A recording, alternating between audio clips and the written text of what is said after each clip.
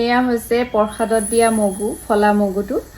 আৰু এইটো দি আজি আমি মুখখন ক্লিন কৰিম। কেনেকৈ কৰিম খিনি মই পেষ্ট কৰি লৈছোঁ, একেবাৰে গুৰিকে নহয়, অলপ অলপ যোনটো মানে স্ক্ৰাব টাইপৰ হৈ থাকে তেনেকুৱাকে এইটো। এতিয়া আমি ইয়াত অকণমান মিলাম নাৰিকল তেল। মই পেৰাচুটৰ নাৰিকল তেল লৈছোঁ। এইটো কাৰণে মিলাইছোঁ যে আমি যেতিয়া এইটো ইউজ কৰিম নহ'লে স্কিনখন বেছি ড্ৰাই ড্ৰাই লাগিব, সেইটো কাৰণে মই অকণমান অইল মিক্স কৰি দিছোঁ।